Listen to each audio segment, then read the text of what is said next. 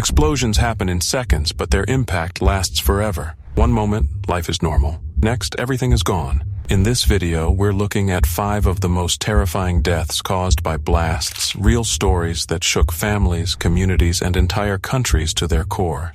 It was a quiet night in rural New York, April 15th, 2023, just after 10 p.m. In the small town of Hebron, a group of friends were trying to find a party. In the passenger seat of an SUV sat 20-year-old Kalin Gillis. She had just graduated high school, a bright, creative soul with a passion for animals and a dream of becoming a marine biologist. That night, she was laughing, scrolling through her phone, maybe glancing at her boyfriend, Blake, who was behind the wheel. They were with 2 others, driving slowly down unfamiliar roads, doing what young people do, chasing a good time in a town where GPS signals tend to disappear, and landmarks all look the same. They missed a turn. The SUV eased into a long, secluded driveway. They didn't even step out. They realized almost instantly they were in the wrong place and started to back out. Just a harmless U-turn in the dark. Nothing more, but someone was watching. Kevin Monahan, 66 years old, heard the car pulling in. He lived alone on Patterson Hill Road, a reclusive man in a lonely part of town. He didn't wait to see who it was. He grabbed his shotgun. He came out of the house and fired. The first shot ripped through the silence. The second shot came as the car was turning to leave. It tore through the night and through the SUV, hitting Kalin in the neck. She hadn't even stepped out of the vehicle. She was just sitting there. Panic set in. Blake slammed his foot on the gas. The friends screamed her name. They couldn't call for help. Not yet. There was no service. They drove for miles, desperate, hoping for a signal, for a light, for anything. By the time they reached Salem and finally dialed 911, it was too late. Kalin was pronounced dead at the scene. When authorities questioned Monahan, he lied, claimed he'd been in bed, that hunters must have fired the shots, but the truth unraveled quickly. He refused to come out, refused to cooperate. It took over an hour. Negotiations, stalling, a call to his attorney, before he finally surrendered. And as investigators pieced together the night, what they found was chilling. Monahan said he thought the vehicle was a threat. He told the court he fired in self-defense, that the first shot was to scare them off, that the second shot, the one that killed Kalin, was an accident. He said he tripped on nails on his porch, that the gun went off by mistake. But the jury didn't buy it. Neither did the prosecutor. This wasn't fear. This was rage, the kind that boils just under the surface, the kind that doesn't ask questions before pulling a trigger. Monahan, they argued, wasn't protecting his home. He was punishing strangers for a mistake. And he had a history. Neighbors spoke of past outbursts, confrontations, a man who saw outsiders as threats. The trial didn't last long. 2 weeks. The jury deliberated for less than 2 hours. Guilty, second-degree murder, reckless endangerment, tampering with evidence. In March 2024, Monahan was sentenced to 25 years to life. Judge Adam Malini didn't mince words. The courtroom was heavy with grief. Kalin's father, Andrew Gillis, stood to speak. He talked about his daughter's laughter, her art, her love of the ocean, a life that had just begun, snatched away in a flash. Blake Walsh, the boy who'd been driving that night, was shattered. He had watched the woman he loved die next to him,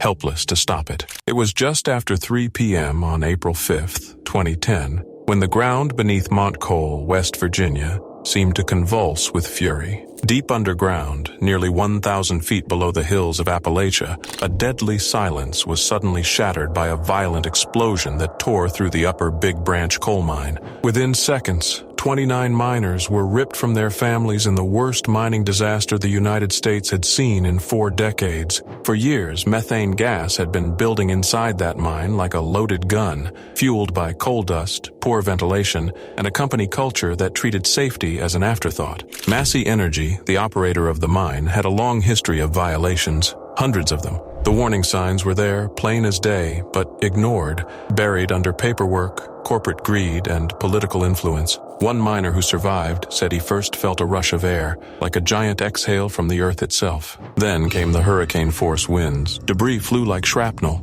Machines twisted like toys. Rail lines curled into coils. And then, silence. Across the community, the blast was heard and felt for miles. In neighboring mines, men stopped working. They knew. Something terrible had happened. Emergency crews raced to the scene. Families waited near the portal of the mine, clinging to hope as rescue teams descended into the darkness. It was a grim, suffocating wait. Methane and carbon monoxide levels were so high that rescue teams had to retreat, drill shafts to ventilate the toxic air, and try again. Time dragged on. First, 7 bodies were pulled from the mine, Then more. The final 4, those everyone prayed might have found shelter, were discovered days later, lifeless. They hadn't made it to the inflatable safety chambers. Hope was gone. What made the loss even harder to bear was the truth that emerged in the months that followed. This wasn't just an accident. It was the cost of deliberate negligence. An independent investigation revealed that Massey Energy had knowingly violated safety standards, cutting corners, disabling ventilation systems, and silencing employees who spoke up. Workers were threatened with losing their jobs if they raised safety concerns. The mine was a powder keg, and the company knew it. But they weren't alone in the blame. The very agency meant to protect these miners, the Mine Safety and Health Administration, had failed them too. Inspectors visited the mine, issued citations, but never took real action. The story doesn't end with the blast. In the aftermath, Massey Energy was bought out. Penalties were paid. The CEO, Don Blankenship, once the most powerful coal baron in Appalachia, served a single year in prison, not for the deaths of 29 men, but for a misdemeanor conspiracy to violate safety standards. To the families left behind, it was a slap in the face. Blankenship never admitted guilt. He even ran for office afterward, calling himself a political prisoner. On August 4th, 2020, time stood still in Beirut. The sun had just started to set when people heard an initial blast, loud enough to shake buildings but not enough to send the city into panic. What most didn't know was that this first explosion was merely a warning. At the heart of it all was something that had sat, ignored, and forgotten for years: 2,750 tons of ammonium nitrate. The highly explosive material had been offloaded from a stranded cargo ship in 2013 and stored in a port warehouse without adequate safety measures. For 6 long years, it sat in the middle of a busy port city, surrounded by businesses, hospitals, homes, waiting for a spark. At exactly 6:07 p.m., that spark came. A fire broke out in the same warehouse, likely triggered by welding work happening nearby. Thick gray smoke started pouring out of the building, followed by a series of popping sounds. Onlookers, many of them filming the incident on their phones, described it as sounding like fireworks. Then the unthinkable happened. A second, far larger explosion detonated with a blinding flash and an earth-shattering roar. Within seconds, buildings were flattened, windows shattered in a 10-kilometer radius, and entire streets vanished beneath clouds of dust and debris. The shockwave from the blast was so powerful it was registered by the United States Geological Survey as a 3.3 magnitude earthquake. It was felt as far away as Cyprus,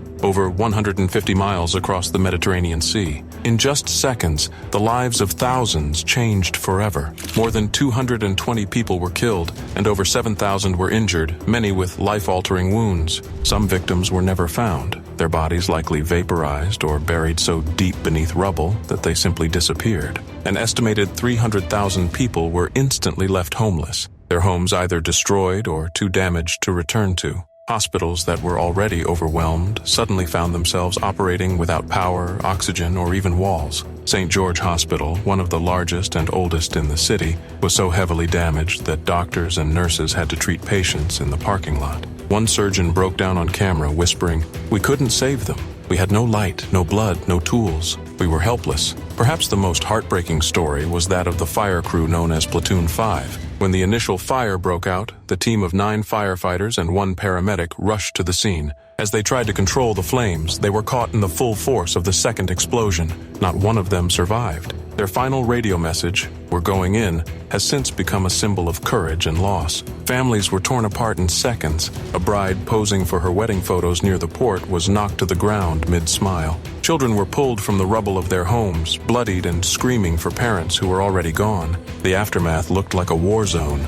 A massive crater, nearly 400 feet wide and 140 feet deep, opened up where the port had once stood. The iconic grain silos that had long stood as a symbol of Beirut's resilience were torn open, spilling wheat and dust into the wind. Social media filled with horrifying clips, people thrown against walls by the blast, bloodied pedestrians stumbling down glass-covered streets, and security cameras capturing the sheer force of the explosion from all angles. But perhaps the greatest horror wasn't just the devastation, it was the revelation that the entire event had been preventable. For years, customs officials, port authorities, and judges had all sounded alarms about the ammonium nitrate. Letters had been sent, warnings had been issued, court orders had circulated, but nothing was done. Bureaucratic inertia, corruption, and apathy meant that this chemical time bomb sat ticking in the heart of Beirut, undisturbed. The Lebanese people were not just victims of an explosion, they were victims of a system that had failed them completely. Years later, no one of high rank has been held truly accountable.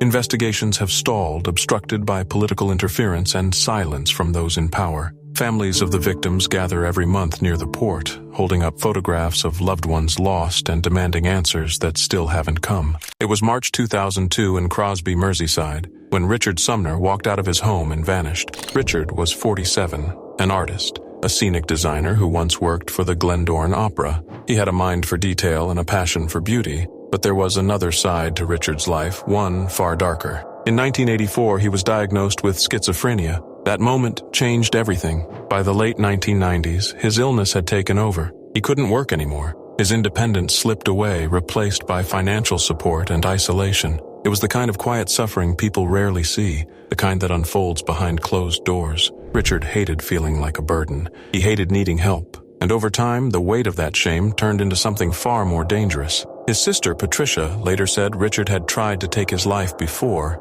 Once, in 1996, he went to the vast, lonely Cloanog forest and handcuffed himself to a tree. He stayed there alone for 4 days. No food, no shelter. Just him and the wind through the trees. And then, he changed his mind. Somehow he managed to free himself. Something in him still wanted to live. But in March 2002, something shifted again. A week before he disappeared, Richard returned to the forest, handcuffed himself to a tree once more, and once more changed his mind. He came home, as if the forest had spoken to him, and he wasn't sure what it had said. Then he went back. This time, no one was with him. No second thoughts. No visible signs of hesitation. He slipped into the dense, silent trees of Cloanog, one of the largest forests in Wales. 40 square miles of shadow and solitude. Somewhere deep inside, Richard found his tree. He wrapped the metal cuffs around his wrist, clicked them shut, and dropped the key. Maybe he thought he'd never want to change his mind again, but what if he did? When a woman walking her dog stumbled upon skeletal remains in April 2005, the truth finally surfaced. Richard had been there the entire time,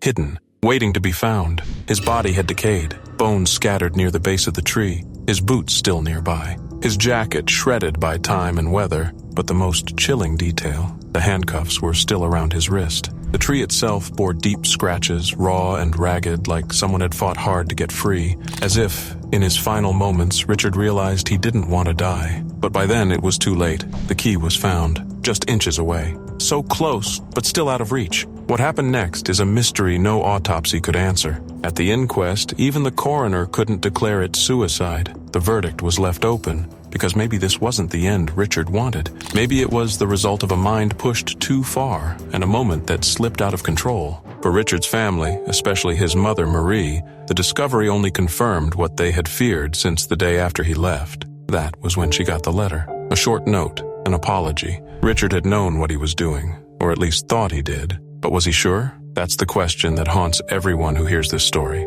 Not just how he died, but whether in those final hours he wished he hadn't. Whether he regretted the decision the moment he heard the cuffs click shut. Whether he scratched at that tree not because he was desperate to die, but desperate to live. My wife and I had to make the most difficult decision of our lives, which was after multiple EEGs showed little to no brain activity. The decision was made to take Emily off of life support.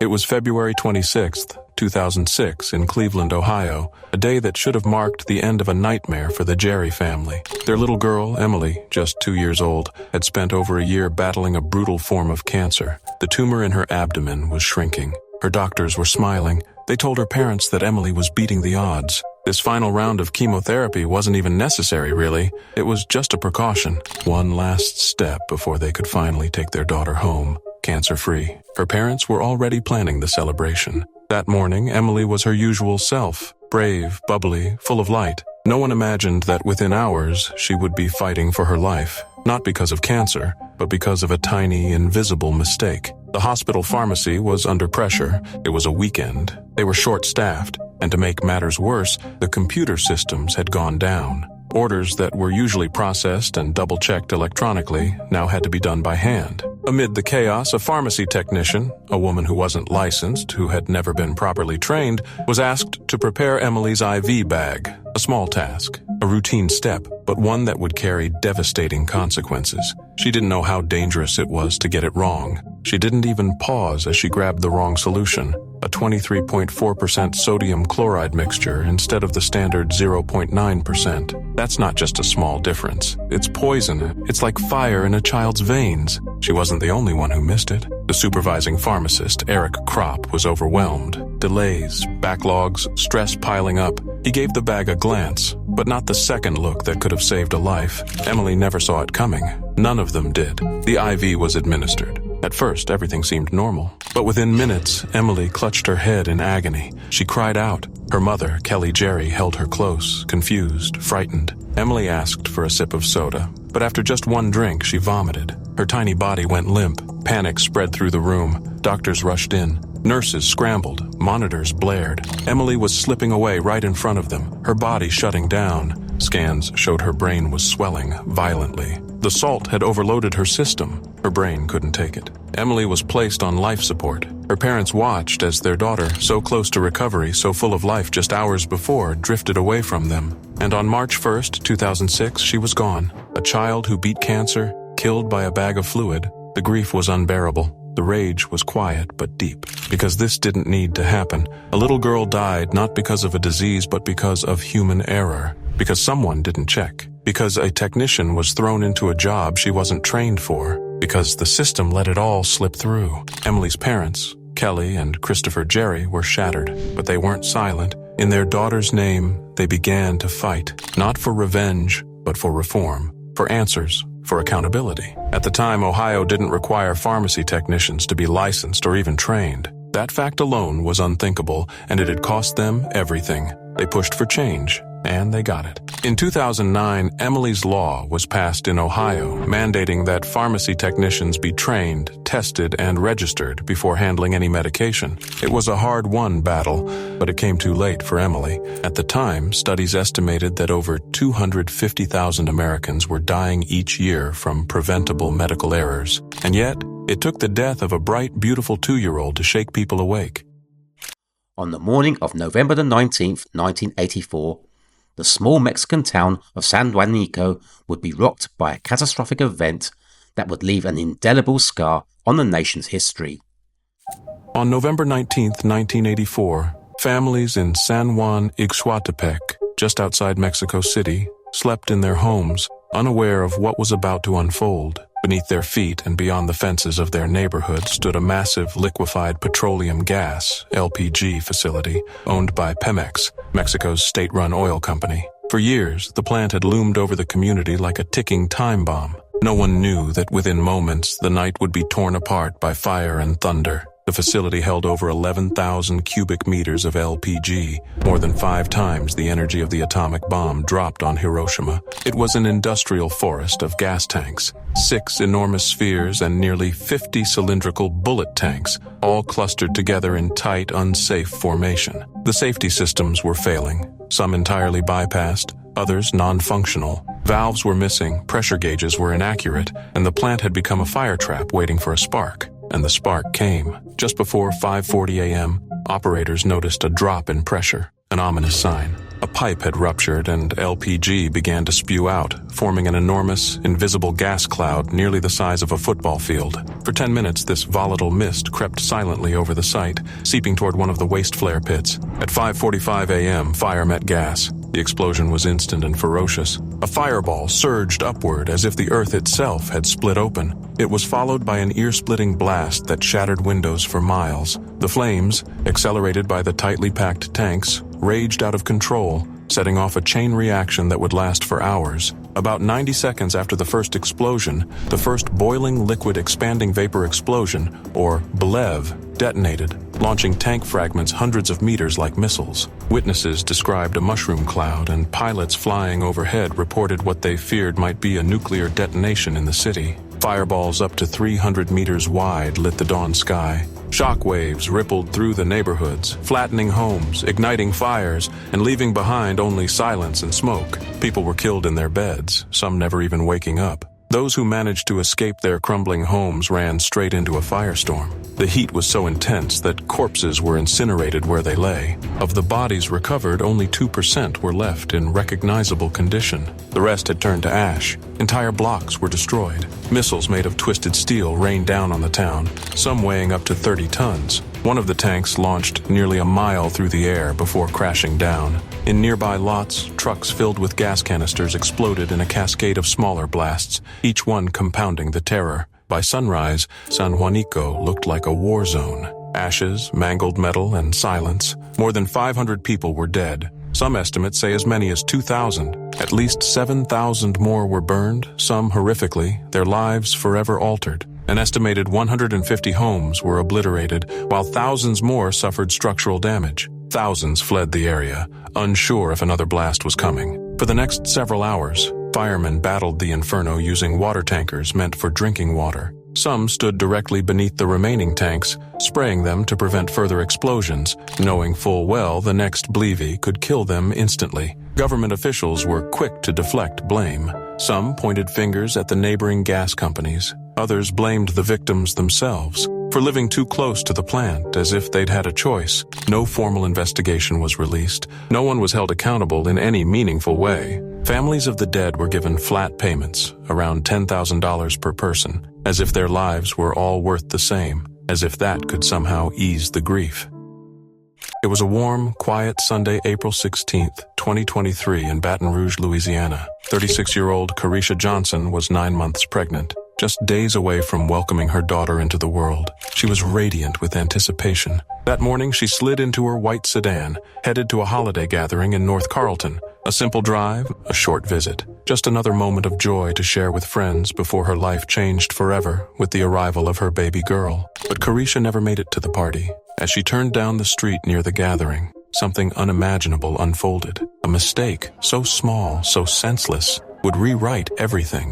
Unbeknownst to Carisha, a group of teenagers nearby had been on edge. Earlier that evening, someone had recklessly fired gunshots into the air near the event. No one was injured, but fear rippled through the crowd. Tensions soared. The teens, shaken and angry, were on high alert. So when Carisha's white sedan rolled into view, they panicked. Without confirmation, without a second thought, they decided her car matched the one from the earlier incident. They convinced themselves she was the threat. And then they opened fire. Carisha never had a chance. Bullets ripped through her vehicle as she tried to drive away, likely confused, terrified, unaware of why she was being attacked. The gunfire was relentless. Moments later, her car slowed, then stopped. By the time first responders arrived, Carisha and her unborn daughter were gone, shot dead over a mistaken identity. The scene was one of chaos and heartbreak. Officers found her slumped in the front seat, lifeless, a life that had nurtured another within it. A mother, a baby, gone in an instant. News of the shooting spread quickly. It didn't take long for investigators to piece things together. Security footage captured the cold truth. 3 young men aiming their guns directly at Carisha's car. No warning, no second guessing, just brutal, thoughtless action. Within hours, the suspects were identified. 19-year-olds Mark Porch, Gregory Parker, and Derek Curry. All 3 were arrested. All 3 admitted to being armed. Porch, a former corrections officer fired just months before, had even provided the weapons used in the attack. They truly believed Carisha's car was the same one from the earlier gunfire, but they were wrong. Horribly, fatally wrong. Porch himself was injured by an unknown shooter while fleeing the scene, adding more chaos to an already senseless tragedy. Yet it didn't change the fact an innocent woman, days away from giving birth, had been murdered because no one paused to ask questions. They were charged with second-degree murder and first-degree feticide. But even legal justice couldn't begin to heal the hole left behind.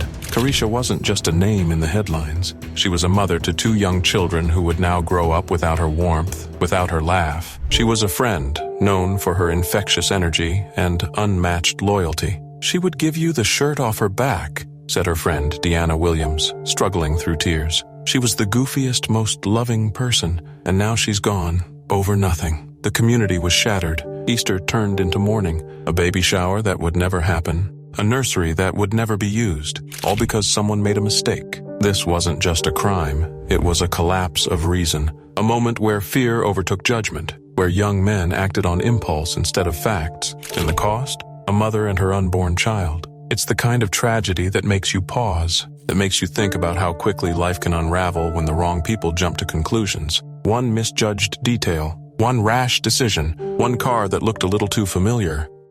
In Texas City, April 16, 1947, the sun had just begun to rise over the quiet port town near Galveston Bay. Dock workers were already at it, loading cargo onto ships. Moored at the port was a French-owned vessel, the SS Grand Camp, recently reactivated after serving in World War II. Her cargo? Roughly 2,300 tons of ammonium nitrate fertilizer packed into paper sacks and stacked below deck. It was a common export at the time, meant for Europe's post-war recovery. But hidden in that routine was a chemical time bomb. Around 8 a.m., crew members aboard the Grand Camp noticed smoke seeping from the cargo hold. But instead of using water to put it out, afraid it would ruin the cargo, the crew sealed the hatches and pumped steam into the hold. That decision would cost hundreds of lives. The heat rose, pressure built, a plume of yellow-orange smoke, nitrogen dioxide spilled from the ship, catching the attention of onlookers. Curious residents gathered along the docks to watch. Firefighters rushed in, and then at 9:12 a.m., the ship detonated. The explosion was catastrophic. The blast ripped through the harbor, sending a 15-foot tidal wave surging across the waterfront. A mushroom cloud climbed 2,000 feet into the sky. The Grand Camp's 2-ton anchor was hurled over a mile inland, landing in a 10-foot crater. The shockwave shattered windows in Galveston, 8 miles away, and leveled nearly 1,000 buildings. 2 planes flying overhead were instantly destroyed. On the ground, it was chaos. Fires erupted everywhere. Burning debris rained down on factories, homes, and oil refineries. The nearby Monsanto chemical plant was engulfed in flames, killing 145 workers instantly. Steel from the Grand Camp tore through the air at supersonic speeds, slicing buildings apart. And the worst part? Almost every single member of the Texas City Volunteer Fire Department, minus 28 men in total, was killed instantly while trying to contain the blaze. Docked nearby was another ship, the High Flyer, carrying nearly 1,000 more tons of ammonium nitrate and 1,800 tons of sulfur. It had been damaged and set adrift by the earlier explosion. For hours, no one realized she was slowly becoming a second ticking bomb. It wasn't until late that night that the High Flyer exploded at 1:10 a.m. The second blast was even stronger than the first. Though the docks had mostly been evacuated, the explosion demolished more structures, reignited fires, and sent molten steel raining down on an already crippled city.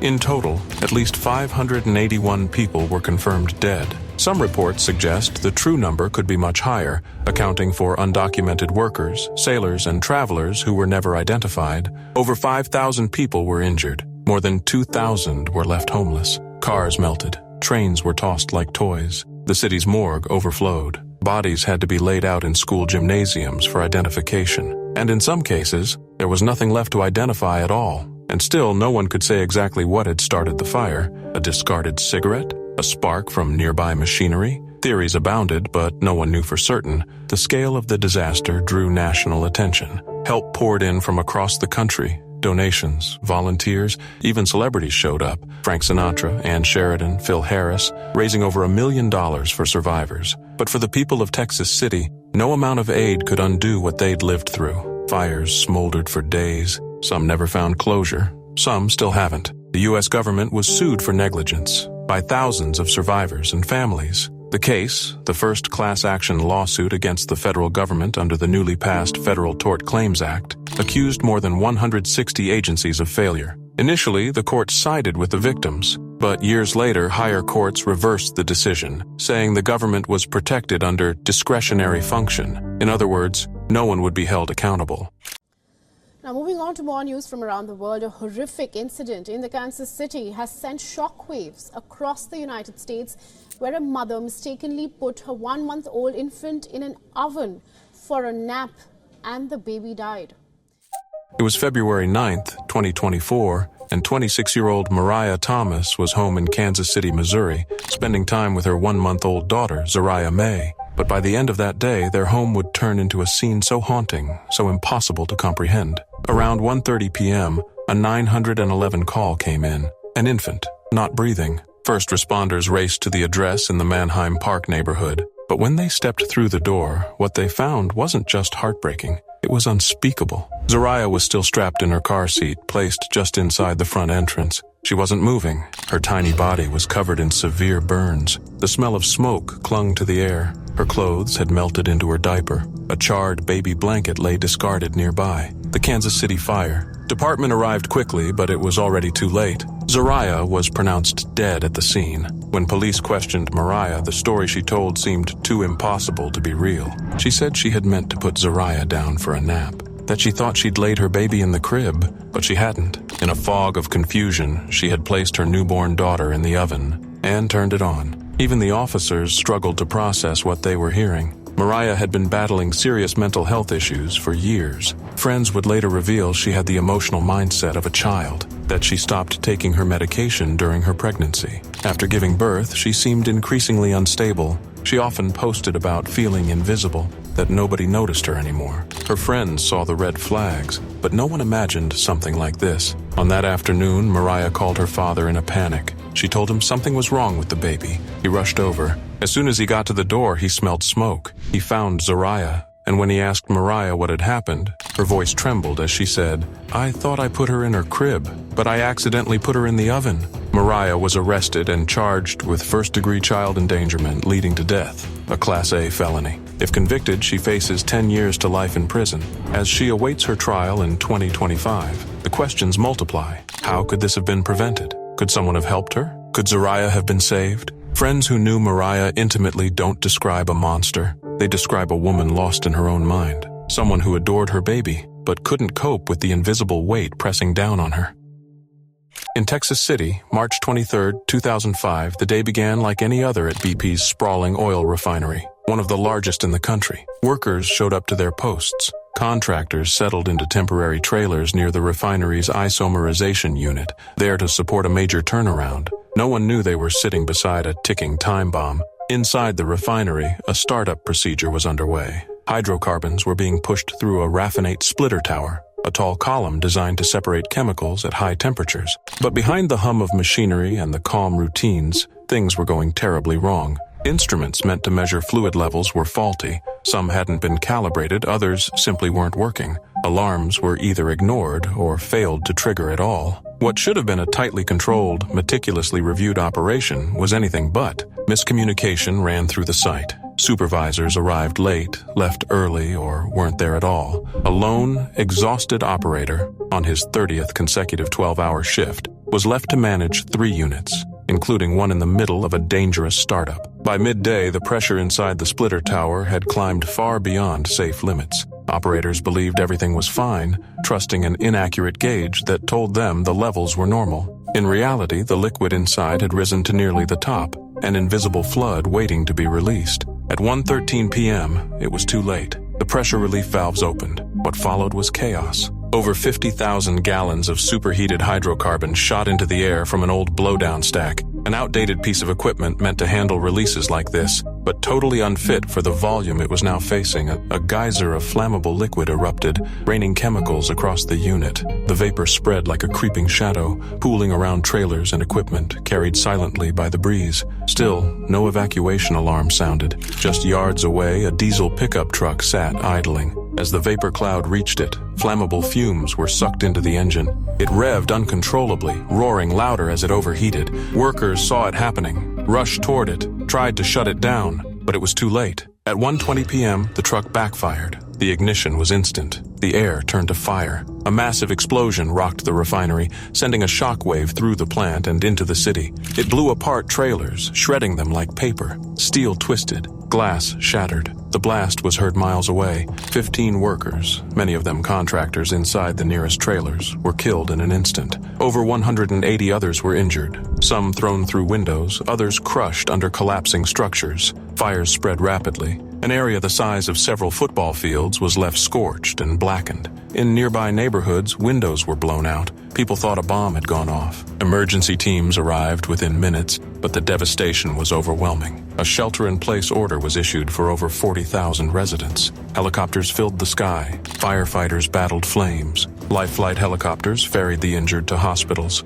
Search crews combed through rubble. The final body was found buried under debris nearly 10 hours later. As the smoke cleared, the truth began to emerge, and it was horrifying. This wasn't a freak accident. It was the result of years of cost-cutting, mismanagement, ignored warnings, and a dangerously weak safety culture. BP's own investigation, along with reports from the U.S. Chemical Safety Board and an independent panel led by former U.S. Secretary of State James Baker, revealed a damning picture. Operators were overworked, safety systems failed, and no one was truly in charge when it mattered most. The explosion didn't just kill people. It exposed how corporate negligence can create a death trap in plain sight. The financial cost was staggering, over $2.1 billion in damages, settlements, and lost production. But for the families who lost loved ones, no amount of money could make up for the silence, the delays, the missed warnings.